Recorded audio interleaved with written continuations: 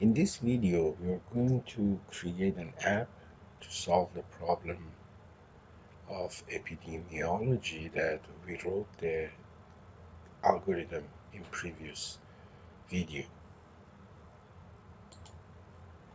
The problem, just very briefly, is about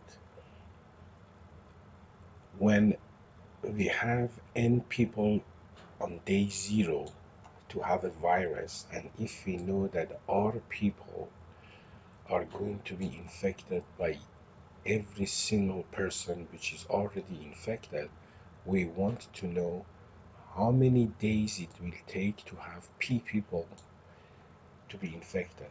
The only restriction here is that these n people, they can infect only the next day. After the next day, they can't infect anybody else. So we are going to create a new app called epidemiology. So go ahead and create a new app, epidemiology. Don't change the category or public to private, then create it. In this example, we need 3 numbers, P and R, so we need three text inputs. So the first one, this is the second one, and the third one. Also, we need a button to start the process, and as usual, we need an alert to display the result to the user. Again, since alert is invisible component, it appears at the bottom. Now to bring the button back again, we're gonna drag and drop it after text input 1. Let's change the first input, the name, to be P, and then the hint, we just type P.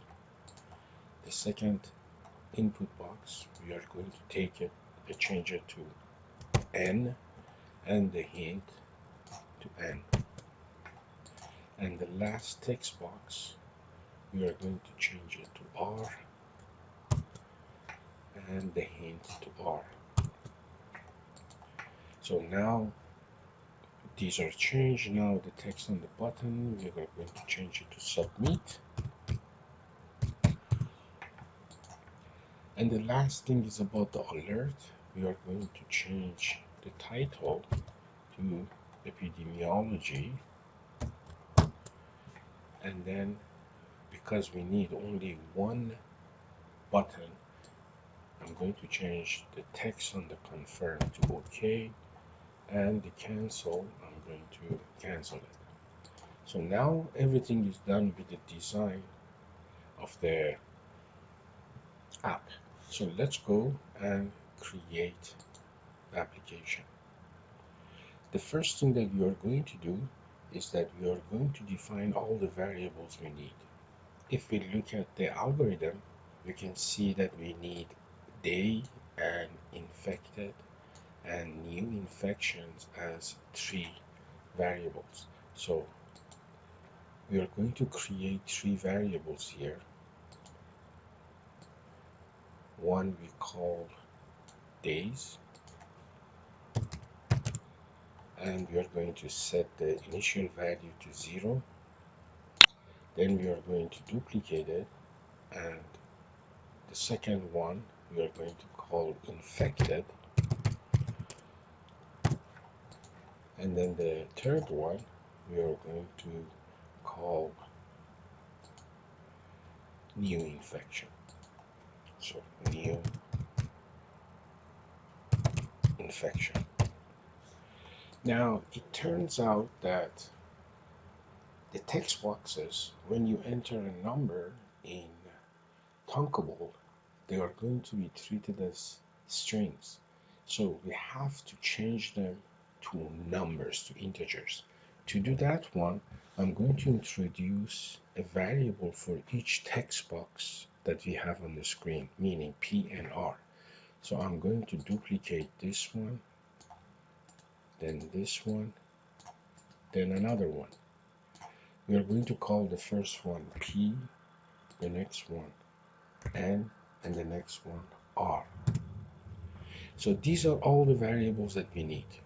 Remember, these three, we created them because we have to convert all the strings, which are really numbers that we entered in the text boxes for P and R, to numbers. And I'm going to show you what exactly I mean. It's very simple.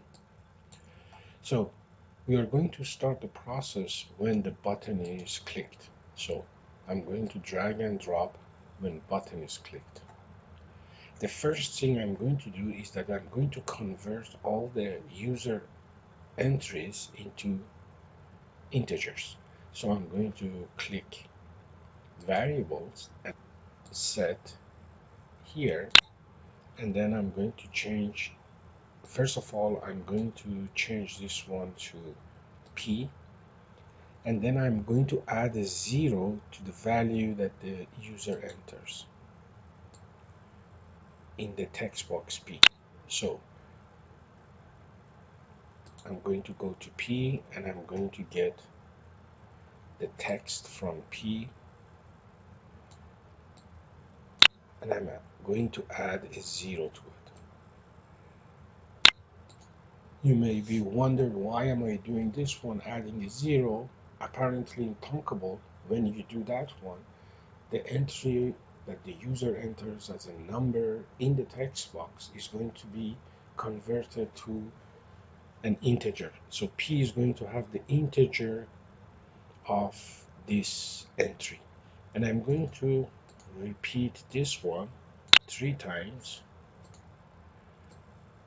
And I'm going to change this one to N and this one R.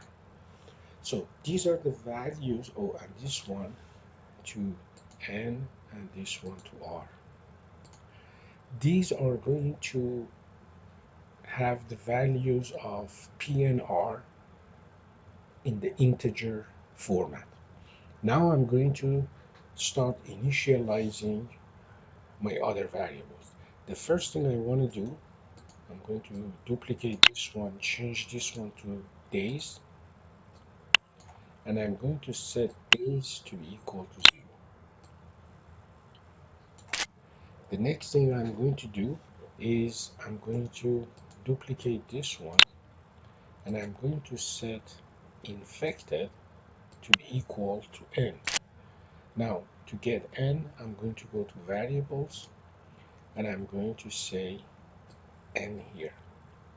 So I set infected to N. Now, if you look at the algorithm, it says new infection is also N.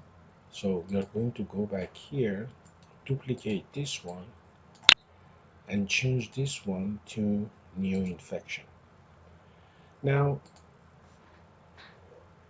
so far, whenever we use the loop, we knew how many times we have to go through the loop. But in this problem, we have no idea how many times we have to go through the loop. So the infected is going to be greater than P, which is the number of people that we want to be infected. So we have no idea the number of iterations here. This means that we cannot use the count loop. We have to use a different loop. Now, Thunkable offers another loop, which is called a repeat loop. Now, the repeat loop iterates or goes around as long as the condition here is true. So if we look here again, the condition is infected has to be less than or equal to P. So we are going to produce the same block here. So while infected is less than or equal to P, this is going to go through the loop. So I'm going to go to logic, and I'm going to bring one of these blocks down. And we want less than or equal. So we are going to go and change this one to less than or equal. And this needs infected, so I'm going to duplicate this one, put it here, and change this one to infected, and this one has to be less than or equal to P. So again, I'm going to duplicate this one and put this one here and make it P. So as long as infected is less than or equal to P, we're gonna go through the loop. Now let's look at the algorithm. We have to increment days by 1. So I'm going to go here. I'm going to duplicate this one, bring it down, change this one to days. This one, I'm going to put it in garbage, and then I need to add. So I need a addition operator. I need to add 1 to days. So I need to get a days. So I duplicate this one, put here, and then change this one to days. So this is going to update or increment days by 1, which is exactly what we want here. The next one is new infection is going to be new infection, the previous one times R. So we are going to again duplicate this one, change this one to new infections. This one has to be multiplied, and this is going to be new infections times R. So I have to put R here. So I'm going to duplicate this one, put it here, and change this one to R. So this is this line here. Now I have to say infected is infected plus new infection. So again, I'm going to duplicate this one, change this one to infected. It's the infected, the previous infected, plus new infections. So I'm going to say new infection. So infected is infected plus new infection. Infected is infected plus new infection. And this is the end of the loop. So it continues like this one. Now I have to display days here. So I go here. Outside the loop, I'm going to set the message here by getting this block. And this one has to be days. So I'm going to duplicate this one, drop it here, and change this one to days. And obviously I have to initiate my alert to be shown.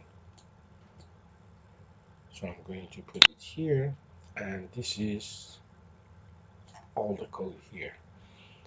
Now, the only thing remember, these seems to be a little bit strange, but this is what we have to do to change or convert a string to a number.